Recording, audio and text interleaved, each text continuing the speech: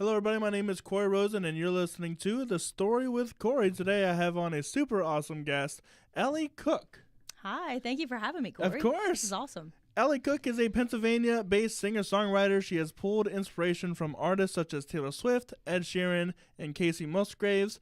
Elly's music has resonated with people of all ages because of her catchy, heartfelt pop country songs that touch on real-life experiences. How are you doing today? I'm doing great. Thank you for having me. Great day here in central Pennsylvania. Oh, yes, it is. And, Sun's shining. Tell me one other reason why you're here today. I am here to play a show. That's right. Yes. A really cool show with you, Cody Tyler, and who's the other person? I forget. Jake Maish. Jake Maish. Yes. He's going to be mad that I forgot that. Yeah. Oh, yeah. See if he comes back on this podcast. Yeah. Really great show here tonight at the Susquehanna River Creative Conspiracy, which we are doing this at. So if you catch this and happen to be in the area, come out and check it. It's only like, what, $10? I think 10 or 15. 10 or 15? Not that expensive. Come out and see some good country music. Oh, yeah. I'm excited. So, Elly Cooke, is that your real name? Yes, it is. It is. Well, if you want to know my full name, it's Ellen Olivia Cooke. So my first name's actually Ellen. I go by Elly. Okay. Yeah. So I would have guessed Elizabeth. Yeah. Some people go by. I know some Elizabeths that go by Elly. So Elly Cooke. I love that name too. When was the first time you delved into music?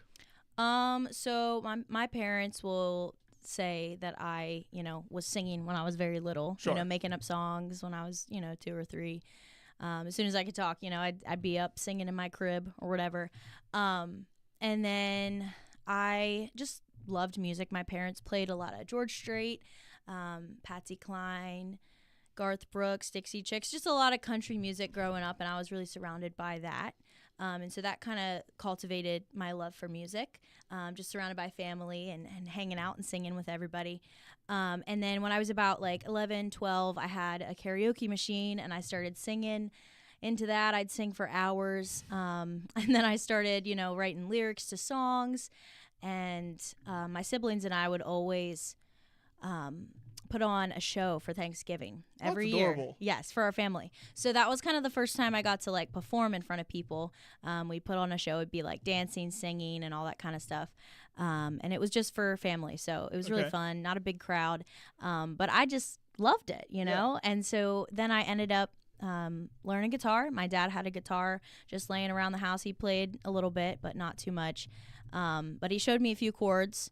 I believe I was 14 when he showed me. And then I started to get impatient. I was like, I can't wait for him to get home from work to teach me guitar. So I started going on YouTube and doing myself. Google and doing my own research and trying to play my favorite songs. And the rest is history. I did not put the guitar down after that. Every day playing. So when do you think you wrote your first song? So I wrote a lot of lyrics to full songs when I was 11 and 12. I would just write probably 3 songs a day of just the lyrics. But then probably I wrote my first song with music when I was 14 when I learned guitar. Because I wanted to learn so that I could put music to my songs, So do you have any of those songs still with us? I don't. I have one of the earlier songs. I definitely have all my notebooks still. Okay. I can't remember them. Probably a good thing I can't remember them. Yeah. Maybe a good thing. Maybe a good thing. But I do remember one song that was one of my first songs. I think this was when I was 15 or 16. Probably 15. But one of my favorite artists who has really inspired me is Hunter Hayes. Okay. He just plays so many different instruments, and he's just such a talented musician and singer-songwriter. But I went to see him in concert. That was my first concert when I was 15. Came to the Gettysburg College. It was super cool. And I wrote a song about that show because I was so inspired. It's called Girl in the Crowd. And I still remember that one. Yeah. But I ended up getting to play it for him. I went to see him about a year after that on my 16th birthday. And I had a meet and greet. I went in there with my guitar. I don't know how I had the guts to do this, but I played him the full song, and he was very nice to me, very kind and supportive. And yeah, he heard the song. So that's adorable. Yeah. Oh yeah. Yeah. I always think back on that. It's a good memory because over the years he's been really encouraging to me, and he even invited me out to sing with him at one of his shows. Yeah. So cool. That was like a full circle moment for me. Yeah. So you started writing at a really young age. you ever want to go back to those kind of songs, or like go back and like read them and like figure it's like Yeah, it's nostalgic to kind of go back and look at all this stuff, and it's inspiring too, because it's a lot, and yeah, like I said, I would write like maybe 3 songs a day, just the lyrics, but that's kind of where I started, and you got to start somewhere, and yeah. Well, it's a skill, you build over time. You're constantly building it. Yeah, exactly. You're constantly working on it. Yeah, so it is inspiring to go back, because it just kind of reminds me, like, just keep working at it, like you're never there. You just got to keep getting better and better and trying your best, You're never going to master the song. Yeah. You're never going to master songwriting in your entire life. No one has ever really done it, right? Yeah. It's always a skill that you can further build. Mm-hmm. So from there to now, how old are you now? I am 27. 27. Yep. Over the 10 years or so that you have been writing, what do you think is your biggest upgrade? Like one of my biggest songs, or like biggest strength, like from them to here. Okay, Where's your biggest strength been? So I've gotten to write mostly by myself. I have some co-writers that I work with, that are good friends of mine. I think just the thing about my music that I am excited about is I try to write from an honest place, from a humble place of just, if I write a song about someone else or another experience that I haven't been through, I try to pull a piece of myself and put it in there somewhere. So maybe it's a story that's not true to me, but it has some emotion and feeling, and I think that is one thing that means a lot to me when it comes to my songs, is just I like to put my heart into it, even if it's not my story, if that makes sense. No, I totally agree. I think it's much easier to write about something else, not like we were just talking before the show, how that I like to write from other people's experience, like, but that I don't have. Like we were talking about depressing songs. Yeah. And how that we're not always depressed, but we just like to write stuff that turns the heart. Yeah. Even though people will hear it and be like, "Are you okay?" Yeah. They check on you. Yeah, we're fine. Are you guys okay? We just like writing sad songs, and we hope you cry. Yeah, we hope you feel something. Yeah, right. Trying to make you cry. So, from there to now, you're currently writing in the stage of writing. Tell me what you're working on currently. So yeah, I've just been writing. Songwriting is just such a huge passion of mine. I think I dare to say that it's probably my favorite thing when it comes to music. I just love songwriting. So I've been trying to finish up some songs that I've had sitting, on my back burner that I want to finish, and then also just kind of be inspired by new things as they come up, and then see which one of those songs ends up, as one that I want to put out. So I've been kind of sifting through, figuring stuff out. Where do you find inspiration comes from today? Like, where do you find that inspiration to write your stuff? That's a good question.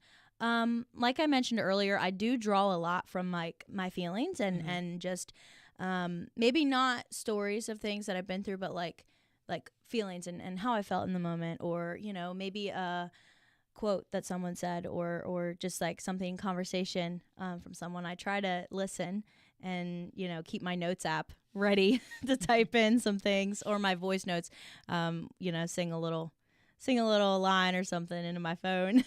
Yeah, I can't understate the value of having memos Yeah. on your phone. Yes. Where you just quickly just sing a little tune or say that line that with that melody. Yeah. If you are struggling to, if you find yourself with writer's block, Yeah. I mean, I often come up with at least one Yeah. line that I think is good. Yeah. Right? And so it's so easy, like, especially if you're, driving, you can pull over. Don't do this while you drive.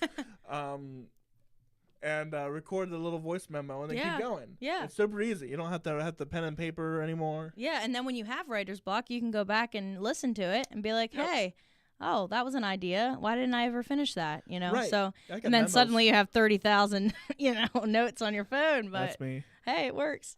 Make sure you label them.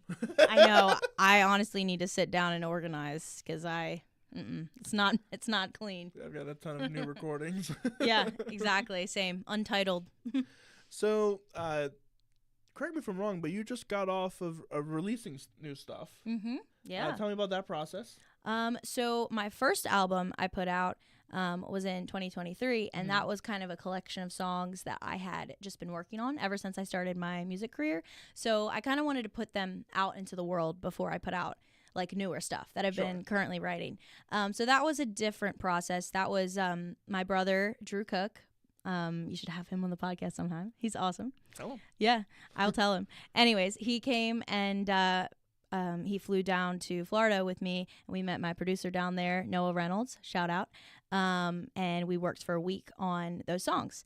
So that was really cool. And then we put that one out in 2023.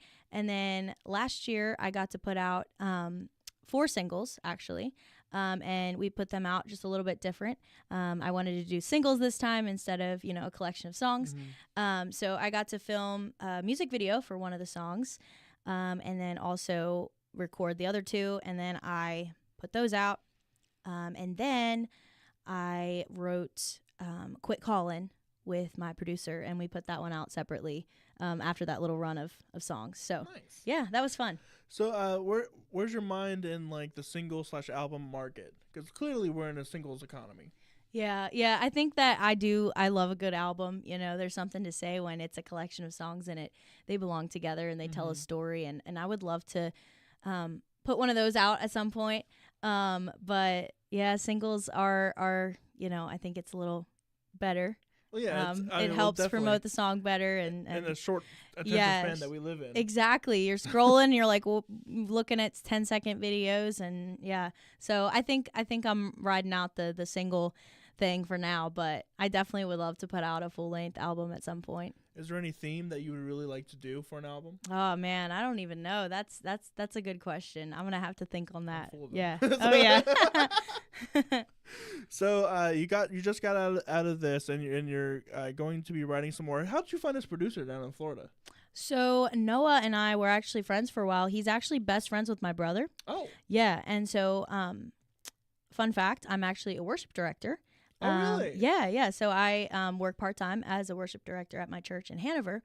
And so I was singing in church before I got that job.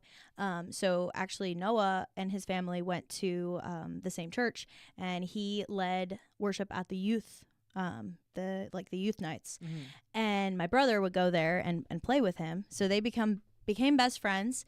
And then we just ended up, doing music together, and it just, felt really right because we already knew him and like we were friends, so it was just super natural and fun to get to kind of work with him. So yeah. Do you care to talk about your faith during your show? Of course. Of course. All right, I'd then love let's to. get right into it. I'm also a Christian. Oh, I no work- way. That's yeah. awesome. I was a director of worship for a time. I was a director of media, and then I Oh, wow. currently work at a place for mentally disabled folk. It's a faith-based Wow. day program for adults with mental disabilities. That's awesome. And I currently am a direct support professional, but also the director of their outreach program, which is it's a handbell choir. Wow, that's And awesome. they actually have a location in Hanover too. Oh, So no way, yeah. for real? Yeah, That's super it's cool. York and Hanover. No So, way. Yeah. That reminds me, I actually get to sing for folks at nursing homes and like retirement places and stuff like that. During the weeks, they hire me to sing and entertain for them. So I'm sure they have a blast. it's just such a blessing. Yeah, it's so cool. So how do you incorporate your faith into your music? So I just, my faith is about everything. It's everything to me. Mhm. So I think it definitely finds its way into my music. I try, when I have like 3-hour shows, I try and play a variety of songs, and I like to include some country gospel stuff and some hymns. And it's really cool to see, when I'm playing at a bar and everybody's drunk and having a good time, but then I play Sure. How Great Thou Art and everyone sings along, and it's beautiful to see how that can touch people. And so, kind of in line with that, how have you found your faith challenged or grown in this occupation? And you mentioned people are drunk in bars. Or you're kind of surrounded in sin a lot of times, right? Have you found your faith challenged at all or grown spiritually through this process? Yeah, I definitely say that it's grown. It definitely can get tiring because I'll play, a show on Friday night, and then play another show Saturday, sometimes 2 on Saturday. And then I have to be up early in the morning. Sunday. You're really early, yeah. Yep. And then we have 2 services, and then sometimes I have another show. So a lot of times, it's a Sunday morning, I'm pretty tired, and I really just have to lean on the Lord's strength, because that's the one thing that'll get me through, and he always carries me through. And so it always is a blessing. Even if I wake up and I'm tired and I want to go back to bed, I don't, because I get up and I'm doing it for a purpose, and I'm doing it for him and for his people. So yeah, it's definitely grown my faith. And you got to save your voice. That must be really hard. Exactly. Yeah. Some mornings I'm struggling, but I try to drink as much water as I can, as much tea as I can, and try to be really careful. Like, if I'm out at a show, late at night, I try to just drink tea, and that's all, and try to save my voice as much as I can. One last question. What is worship to you? Worship to me is just lifting up the name above all names, Jesus, my King of Kings, Lord of Lords. And I lied. There's another last question. Where do you go to find God? Like, you personally? Like, some people it's the mountains. Yeah. Where do you go? I definitely feel more of a connection either through music. I feel like sometimes if I'm worshiping or just songwriting, I feel that I hear from him that way. And then also just being out in nature. I love to be outside, and I love animals, and I just love to just kind of take in all of the creation. Do you have any particular favorite hiking spot? Not in particular, but I do enjoy, hiking and taking walks with my dog. I will shout out Chickies Rock. That's my favorite spot. Ooh, I'm gonna have to check that out. It's right here. It is? Yeah, it's okay. Like on whatever street this is that crosses the river. Okay. Or, the river. I'm sure it's a good view. Is it the river? I don't even know. Yeah. Anyway, but you go out here. It's where the Burger King and the Turkey Hill experience was? Yeah. Yes, you just keep going down that way to Marietta, and it's literally on that road. You curve off nice. it, and you get a nice lookout over the Susquehanna River. That sounds awesome. Yeah, I'm going to have wonderful. to check that out. Yeah. It's very wonderful. Oh, yeah. I mean, I got some cool spots around town in Gettysburg. I like to go, now that I'm thinking about it, I like to go to like Little Round Top and stuff like that. Walk around, see the battlefields. Pretty. Yeah. That's my hiking spot. Ever seen ghosts? No. Try to do it in the morning. Yeah, right. Yeah. Well, let's get to your music. We have 2 songs from you today. Which one would you like to go over first, The Storm or Quit Callin'? Ooh, we can go over The Storm. Tell me about The Storm. So that was a really special song for me. I started writing it one day in January, and I was at a friend's house, and he was selling me his 12-string guitar. And so I was sitting there playing it, and it was near Christmas time, so he had like a toy train playing in the background. And the rhythm of the train kind of inspired me to like start the melody on the guitar. So I just had like a little melody, and I recorded it in my phone. And then I just started writing lyrics, and I think I wrote like a bunch of different versions of the song until I landed on the one that I felt like fit the song. And then I showed it to my producer, and he helped me kind of iron out a few things, and then we ended up recording it and making a music video for that one as well. That was a lot of fun. I got to record the music video down in Florida. We rented out this old like farmhouse. It did not look like you were in Florida at all. It was just like a really beautiful old house, and I spent all day walking around the house kind of living out the song. It was crazy. It even rained a little bit that day. It was perfect. Well, let's take a listen to The Storm by Elly Cooke.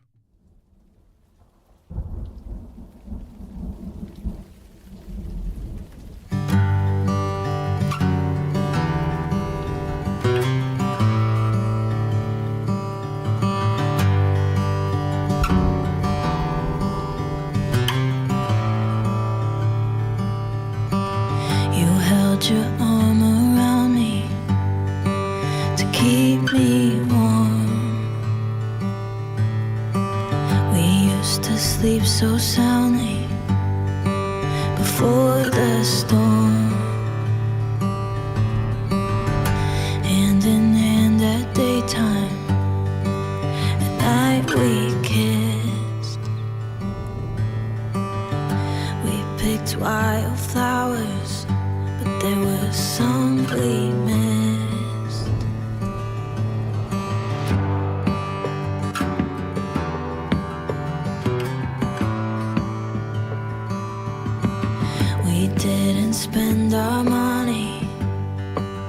just our time. Built up the kind of love that gold can't buy. Weather was always perfect, the sky so blue. We almost didn't notice the wind go through. If this house goes down, we can't rebuild it again. If we can't get out, it's time to lay our love to rest, to rest. I'll always want you like I did before. It just don't seem like it's been working anymore. If only we could go back to the calm before the storm. We danced around the kitchen and I kissed your neck. The bedroom's full of memories that we can't forget, where you spoke words to me that you never meant. Flashes of pain like lightning almost struck me dead. If this house goes down, we can't rebuild it again. If we can't get out, it's time to lay our love to rest, to rest. I'll always want you like I did before. I can't help but notice it ain't working anymore. If only we could go back to the calm before the storm.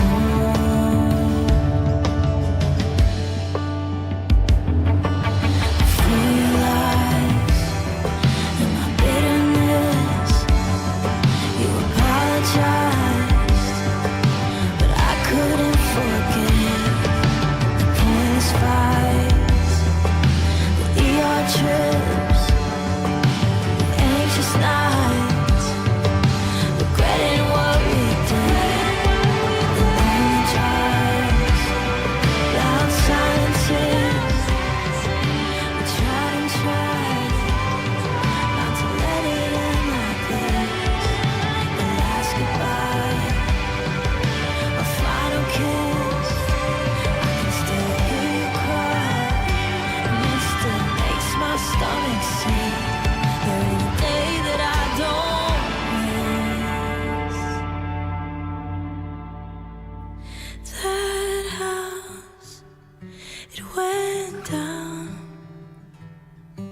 and we couldn't rebuild it again. We had to get out. We had to lay our love to rest, to rest. I still want you like I did before. It's a shame that we just don't work anymore. But when I close my eyes, I see the calm before the storm.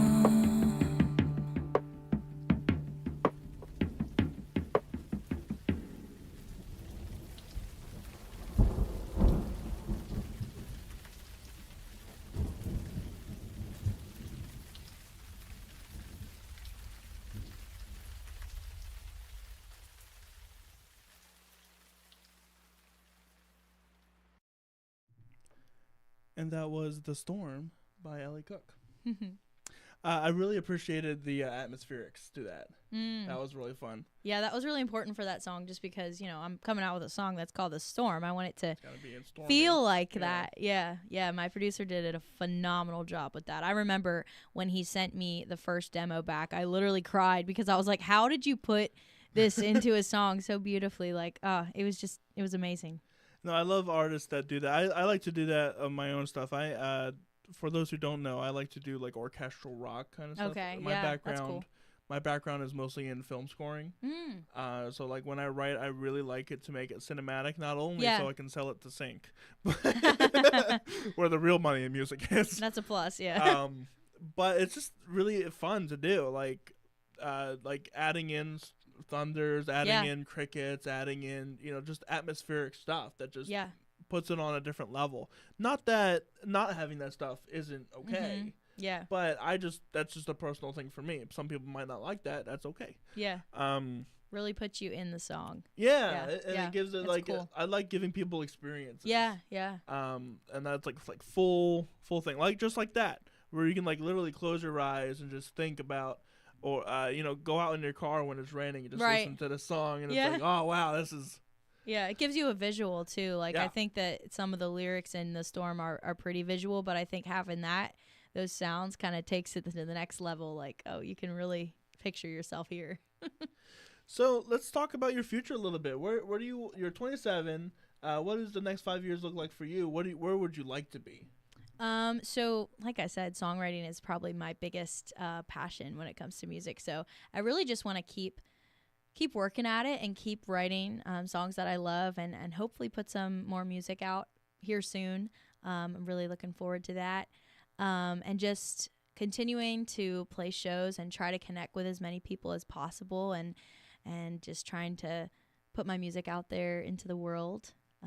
It's just a blessing that I get to do it now, you know, and that I get to play shows, and then I also get to lead worship. I consider it a blessing getting to kind of do it both ways, you know.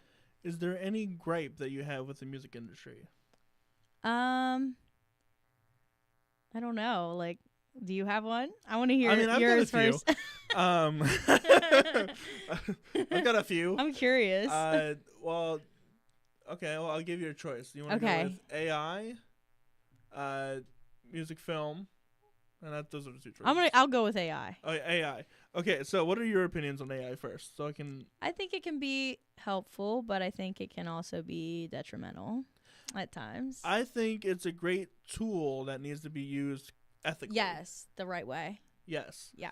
Because what I will do is, I know AI is not the best at writing lyrics. Anybody that has used AI, I've seen some of those videos. They're not the greatest. But they tell you what you don't want your song to be. And that's what I use it for. So, like, for example, I have this song called No Wind on the Susquehanna. It's about a day where I went out small boat sailing with my friend, because I used to small boat sail a lot. I haven't done it in a while. Wanted to get back into it. She said, sure, let's do it. And we got out. No wind. Oh, wow. And so we just kind of talked there about both of our relationships that also happen to have no wind. And I'm like, isn't this a great folk song? Yeah, right? yeah. just writing, just making its way. Yeah. And so I had this. There was no wind on the Susquehanna. I was out sailing with Taya J. It's very much like straightforward folk storytelling. And so, okay, what do I do with that? Yeah.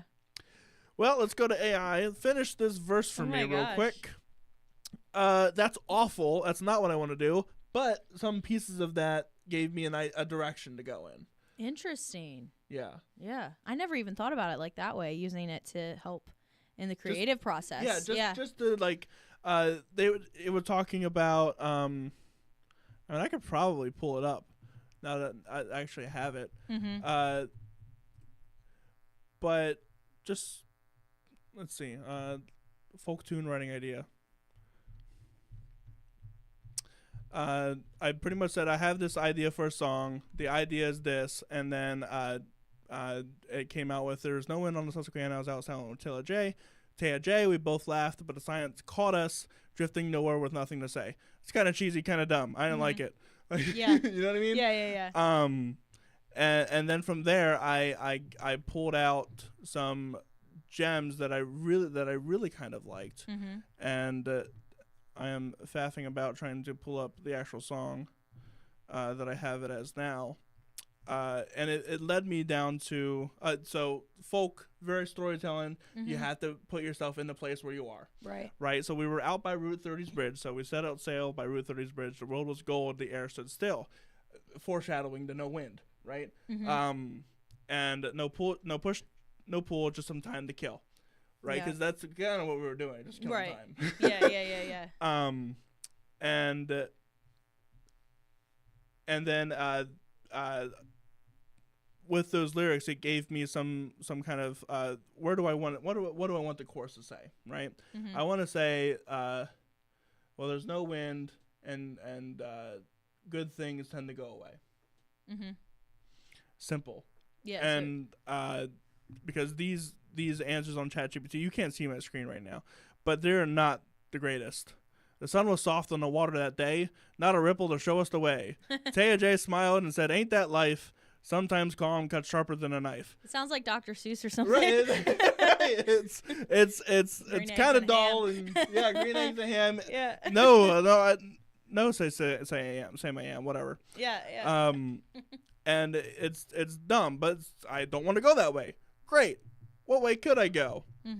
Yeah, and using AI like that as opposed to having AI write your whole entire song. It's just giving you like an inspiration. Yeah, just like if you were to look up words, Yeah, exactly. Definitions of words or, And then cool. I come up with my own, and sometimes it'll come up with like a real good gem.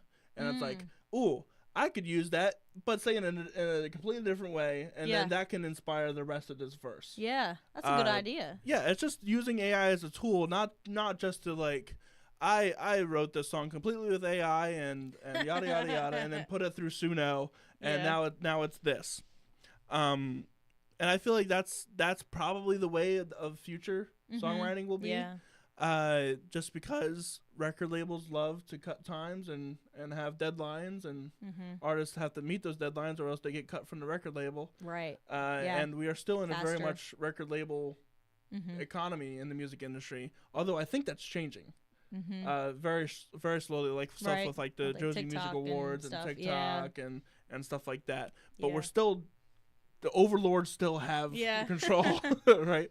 But that's my thoughts on AI. What'll get really scary is that think about where this technology was a year ago. That's very clearly that is AI. Yeah. And then now it's like, ooh, I crazy. got tricked. Yeah.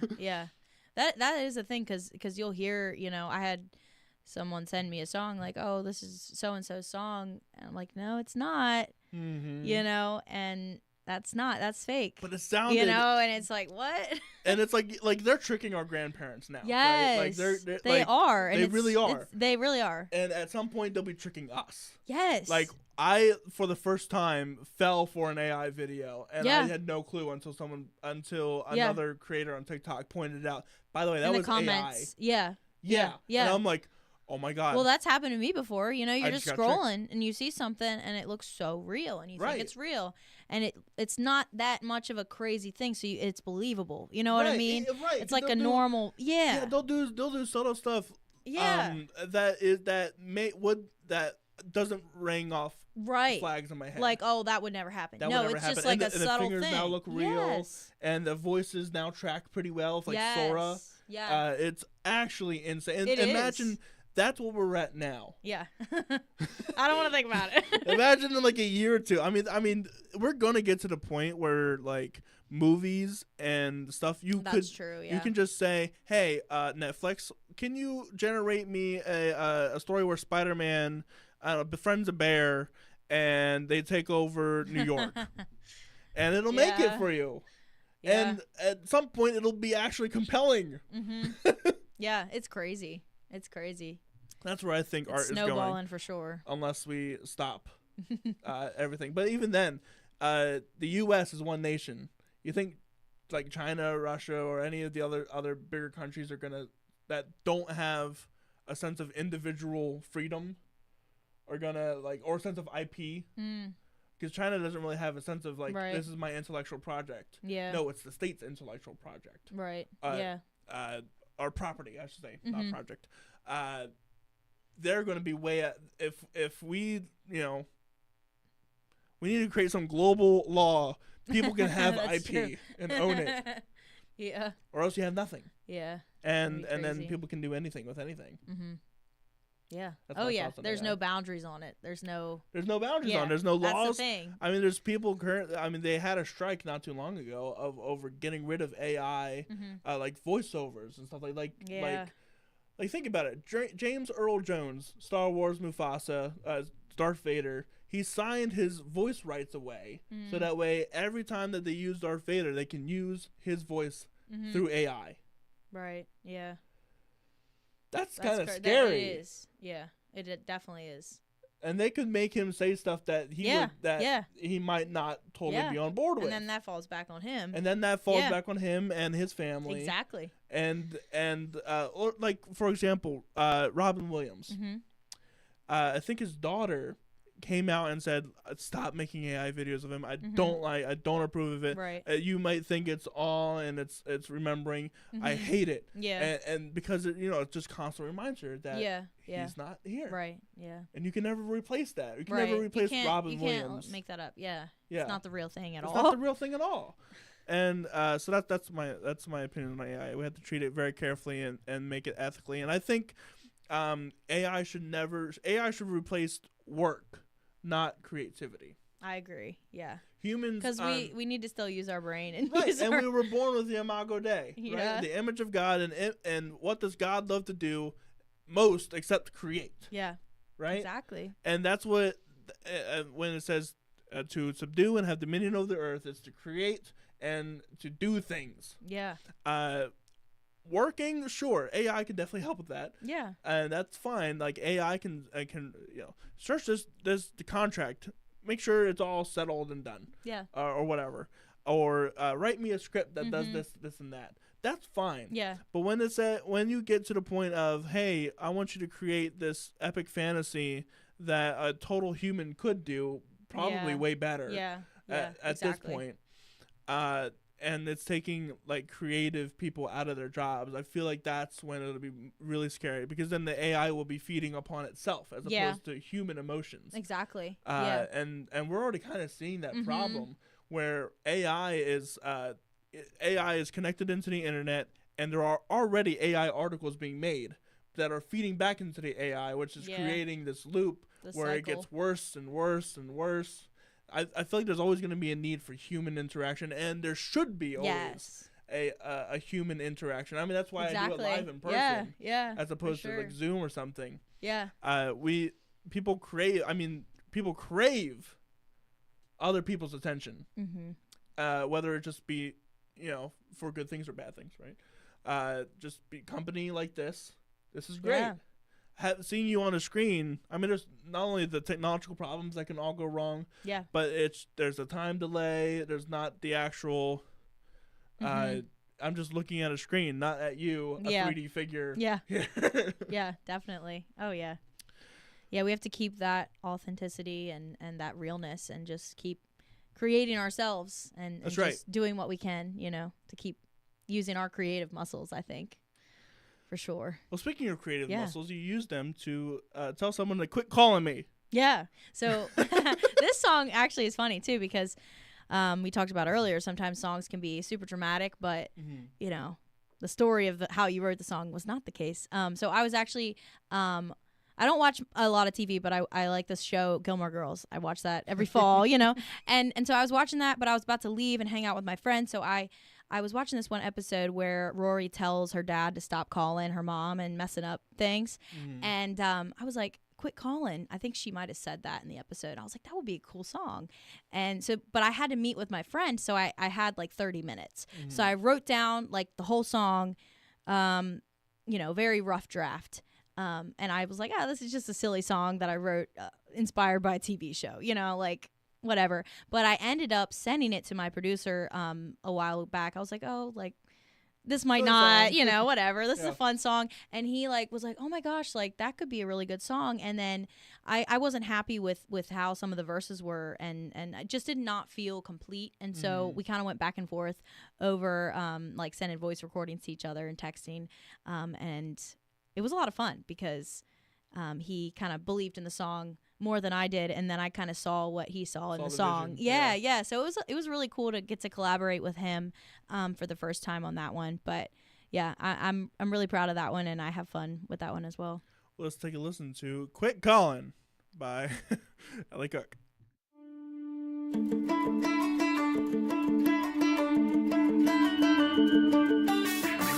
You always come around. You know I'm doing fine. It's like you try to wreck my life. I never could hold back when you look at me like that, but I'm all out of wasted time. Don't call me anymore.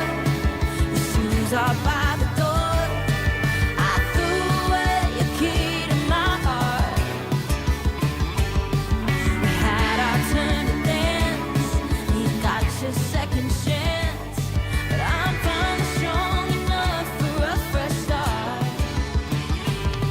So forget my name, forget how all the memories flew like alcohol out of that glass that's telling you to quit calling. Man, you got a funny way of reaching out right after the sun goes down and nobody else is on your mind. Do I gotta send someone to take your phone when you start drinking all alone and you're searching for any love you can find? Don't forget about mine.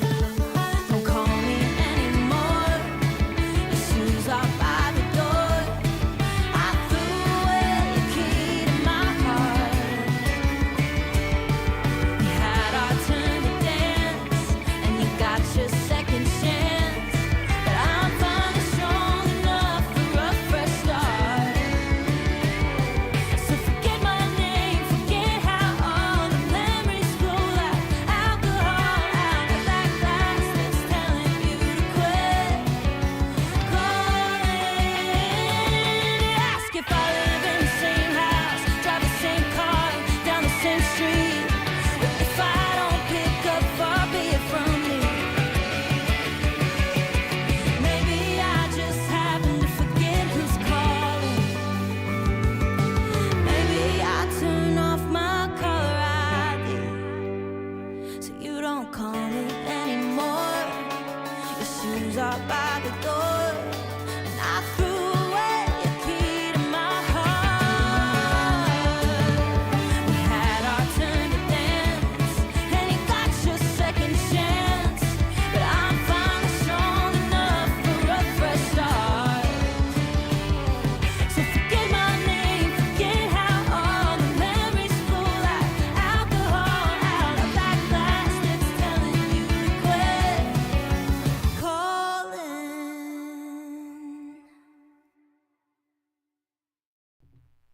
And that was "Quit Callin'" by Elly Cooke, and I relate to that song a lot. I actually wrote a similar song kind of like that called Maria. Okay. And the premise goes, Maria, Maria, it's so nice to see you. What brings you down this way? I hear you're having trouble. Your dreams turn to rubble, and you're looking for a place to stay. And it kind of goes along like it was this relationship that fell apart, and she's looking to rekindle, but I've already moved on. Right. Yeah. And it's really inconvenient because my family is, out eating snack and they're on their way back. And I think it's time for you to go. That's funny. But I feel like a lot of people can relate to that because I also have, not that this Maria song was about this person, but I do have an ex that every now and then, every like year or two, she'll just text me, "Hey, how's it going?" Blah, Yeah. blah, blah. And it's like, you literally ruined Now my you life. have a song for her. Yeah. Or But- for any spam callers, you just Or- play that. Quit calling. Quit calling, yeah. Did you play all the instruments on that? No, actually, so there's a cool story about this one. So for most of my music, I would fly down and record in Florida, and I would do guitar and vocals and a little mandolin and ukulele, I think I did for my first album. But for this one, it was just one song, and I decided not to go all the way down there for one song. So I recorded the vocals remotely and sent them to my producer, and he did everything else. So Nice. yeah, he did a great job with everything. So do you just play guitar? I play guitar is my main instrument, but I also I know my way around the keys and mandolin, ukulele. I think those are the 3 other instruments I play. There could be one I'm missing, but guitar is my main. I don't practice the other ones enough. I need to practice them more. Yeah, I would like to play. Ukulele is definitely one, and banjo. Oh yeah, is- banjo. is- I did play a little banjo at one point. I do want to learn banjo. Cool. I'm starting to learn guitar. My Awesome. main instrument is keys. I know about 5 chords on guitar, and that's probably the extent of Yeah. that I will learn. Yeah. Because I can't do bar Well, chords. you can play a lot with 5 chords. You can play a lot can with get 5 chords. somewhere. Exactly. Yeah. And I can at least play the 4 chords that any song is ever written out of. Just get a capo and you're good. Exactly. You're Just set. get it. My hands are too big for the capo to work Oh around man, now, that's but not good. Well, I don't care. yeah, I remember the day I realized the capo was a thing because I kind of was self-taught, and I was like, no way, my mind was blown. I was like, oh my gosh. No, I would love to learn more guitar, but it's a commitment trying to learn something at now. I'm 26 now. And oh my god, I can't believe I'm 26. I started this when I was 22. Yeah. I'm doing this for 4 years. You can still learn guitar. I don't know. I'm big and dumb now. My brain is fully developed, allegedly. Just muscle memory. Yeah, this right. point. That's kind of what it is. You just gotta push through the pain in your fingers, though. Yeah, it does hurt. That has been something I've been Hurts pretty experiencing. bad. I've never had calluses on my hand before. Oh, and I'm just starting to build them. Oh my gosh. Yeah, I remember I had a friend who played guitar, and she was like, she'd played for a little bit longer than I had, and I was first learning, and I knew it was going to hurt my fingers, so it was hurting. But then at some point I started to lose feeling in my fingertips. That's where I'm at. Yeah, and I was like, what's wrong with me? And I was Right. talked to my friend, and she's like, oh, that's normal. And I was like, are you sure? She's like, yeah. So I've been always just like rubbing my fingers now and because you can't it's feel like, them. But so you also weird. just feel the bump Yeah. now. Do you ever And get then you try to self-conscious touch about your no, I don't. it? No, I wear it like a self-conscious badge about of honor. Feel my fingers. No, no. You try to touch your phone or something. It doesn't work because your finger. I haven't had that experience yet. It's because I'm not left-handed. Oh But yeah. that's- Well, that's yeah, I'm crazy. right-handed, but if you try, if you got a big enough I callus, will it have won't to work. try. That is actually insane. I never even Yeah, thought about it's that. kind of. I was a little scared at first, and then I was like, you know what, this will protect my fingers. Right, It's good. yeah. It's okay. It is fun. Although my fiance hated it. It's like, what's happening to your fingers? I don't know. I'm just playing guitar. Yeah. It's proof that you practiced. Right. That's yeah. good. No, I can say Oh, I'm a finger picking guitar player, even though I don't know how to finger pick at all. Yeah. Banjo. That's interesting though. Yes. That's cool. Yeah. I've always liked the sound of banjo. Yeah. And Oh, I've me always too. I've always wanted to put it through a distortion just to just to see what it sounds like. I don't think people do that. I think that's I think You that's could be the first. Yeah, right. There I you think go. that's a new genre of music. That you're gonna Heavy metal, but with like folk country twang. Yeah. Yeah, I love the sound of banjo and mandolin. I love those two sounds. They're great. Yes, very fun. Yeah, for sure. What bands do you mentioned Taylor Swift and Ed Sheeran? Anything specific about them that? I think for Taylor Swift, she really inspired me when I started out because she started out so young. Yeah, and local. wrote and local. That's Yep. a good point. And she wrote all of her songs and she just worked so hard and I think that really inspired me when I was starting out because I was 14, 15 and I would learn to play her songs. Definitely and, a Swiftie. yeah. Oh yeah. And Grew up I in think prime Swiftie era. I did, yeah. And I think that one of the biggest takeaways from her is I've always loved how she is very dramatic with her bridges in her songwriting. She is. Yes, and I've always loved that. And so I think that I've really been inspired by that. And then for Ed Sheeran, I just love his songwriting as well. I think that he's a very smart person too. Mm-hmm. If you listen to interviews by him, and it's just very inspiring how hard he worked to get to where he is. I don't know, have you ever heard the recording of him singing when he was really young? No, it was I haven't. horrible. Oh, He had a really? really bad voice. He had to work so hard and That's kinda what I'm practice. working on Yeah, now, yeah. That's vocals. just so inspiring to me, And he just, oh my gosh, I finally got the chance to see him live a couple years ago.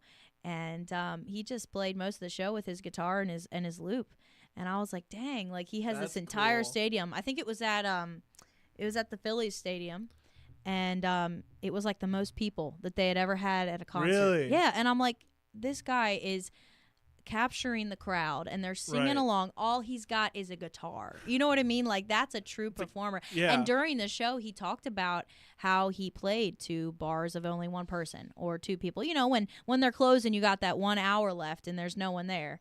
And just to hear him kind of talk about that and then play in this atmosphere, it just gives me chills thinking about. Like, he's very inspiring to me for sure. Well, it is the end of the show. I have some few last questions that I like to ask all my guests.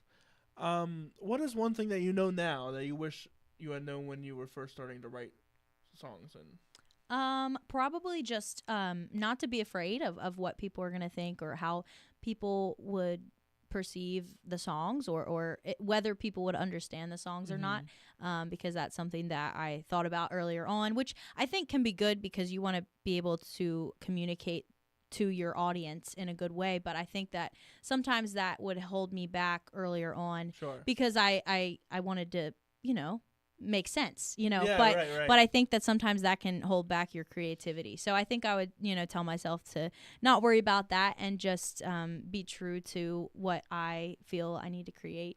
Yeah, I would agree with that. It's okay to worry about it in sense of like a music marketing sense. Yeah. There's just a time to and figure out place. what your target audience is. But if those lyrics really speak to you, they're probably going to speak to some other. There's 8 billion people on this planet. There's probably going to be somebody that That's can figure so it true. out. And if like your music doesn't sound like other music, that's good. That's a good thing. Yeah. Yeah. I mean, yes, you should have your experience, your influences, Right. and stuff like that, and find your niche, just for music marketing purposes, because we are Right. in that kind of economy as Yeah. independent artists. But yeah, don't try to sound like anybody else, because there's no way. Only Elton John can do Elton John. Only Right. Taylor Swift can do Taylor Swift. Yeah. There's no point in being them, because they already were them. Yeah. Yeah. Just be yourself. Yeah, just be yourself, and that's people are gonna respect that way more than saying So true. I am the next new Elton John. Yeah. Or whatever. And even then, Elton John wrote stuff in the 60s, 70s, 80s. That's 30 years ago now. Yeah. We're in a different market. Yeah. Definitely. It's always fun to think about like Elvis Presley's Hound Dog, which is originally Mama Thornton's. But like you couldn't release a song like that today and have it be as marketable. Yeah, that is crazy to think about. You think about classic songs and you're like, dang, like they're so good, but then it's like, would that work today? Would that work today? No. Probably Or you not. hear What, like Bohemian Rhapsody? Yeah. 7-minute song? Definitely not. Definitely not. People will get that bored. can't fit into a 15-second reel. No, it can't. Not, it can't. It'll have to be 3. You would cut it up into 3 different reels, and people would think it's 3 different songs. Exactly. Right. Oh, they would. They would. It would totally. That would totally be it. It's always That's interesting so to think funny. about. Yeah, But yeah. that is. I never really thought about that. That is interesting. What are some of the biggest mistakes that you have made in this occupation, and how can we learn from that? Man, that's a good question. I guess like I don't know. I'm trying to think. Because it could be any. Do you have an example or an idea of what I like? For some people, it could be treating everybody with respect, because you never know who's listening. You never know, yeah. that kind of thing. Making sure your guitar is tuned before you. Yeah, that's a good one. Taking care of your instrument. Taking care of your instrument, making sure you're not leaving it in the car when it's 100 degrees outside. It's probably not good for you or the instrument. Yeah. Stuff like that. Oh, I know. Okay. I can think of one. It's kind of small, but I have learned not to wear a big Western belt when I have a 3-hour show and my guitar is really? gonna rub against it. Yeah, and make a hole, because that happened to me. I got a Gibson in Nashville like 2 years ago. Get And a hole in your guitar? not in the finish, not in the guitar. Okay, I in the guess it finish. could go into the guitar if I would not have Eventually. gotten it fixed. Yeah, my good buddy Eric Tipler, shout out. He just texted me today actually and said that my guitar is all good. So yeah, they had to finish it again. I know, and I was sad. I was like, man, why is there a hole in the finish? And it was because I was playing 4-hour sets. My guitar was just rubbing against the belt the entire time. and it wore a hole in there. See, so that's my biggest mistake. I would have never even thought Me about either. that. Me either. I'm gonna watch my fashion choices from now on. Last question, and then we'll kind of round out the show. What is one of the funniest or worst things that's ever happened to you on stage? Oh my gosh. Well, I definitely forget the words a lot. That definitely Really? is something that happens sometimes. Or if I'm sick and my voice is like, actually, I think maybe one of the funnier things is when I started out, I would do a lot of talent shows and stuff. Oh, really? Yeah, and so that's you kind of get how paid, I that got, makes sense. yeah, Yeah. as I got my foot in the door with performing and, my experience. And I showed up to this one talent show, and they had a microphone, but they didn't have a mic stand, and I was playing guitar. Yeah. And so what they did was they told me that the guy was going to hold the mic the whole time. And so it was raining. It was just like outside. It was like not good. So I just grabbed his hands and moved it how I wanted and acted like he was the mic stand. That's And I crazy. set it there, and then I just sang the song. So that was like the wildest thing. And hilarious. he's just standing there with the mic. I'm sure I have a video somewhere, but yeah, he was holding the mic for me the whole time. Shout out is to that so guy. funny. Yeah, he was stood there for 4 minutes. Gotta work with what you got. Yeah, That's yeah. That's Oh yeah. funny. I'm sure there's more, but that's the one I can think of now. So, where can people find you at? I have Instagram, TikTok, YouTube, And a website. and a website Where as all well. those are. It is all Elly Cooke Music. And my website's ellykookemusic.com. Spell it. ELLYCOOKE. Don't forget that E. Music. Hopefully everyone knows how to spell that. .com. Well, and where can people find you upcoming? I have a bunch of shows around the PA, Maryland area. Sometimes we get out to Rehoboth Beach and play at Dogfish Head out that way as well. That's a fun place. Yeah, it's so much fun. That's actually where I'm originally from. Not What? Rehoboth No Beach. way. I grew up 30 minutes west of Ocean City, but I Okay. grew up in Delaware, so all that area. Oh, no way. My I have an homeland. uncle who lives in Ocean City, so when we Nice. play at Dogfish, we go and hang out with him sometimes if we can. Yeah, but I think we're planning to get back out there at some point soon, too, so Well, it'll be fun. if you want to check her out, her links are all at her website and all stuff is going on there. Or you can come out tonight. It's literally like in 2 hours, I think it starts. Yeah. The show here at the SRCC, which houses this podcast and some awesome shows here. You can check them all out.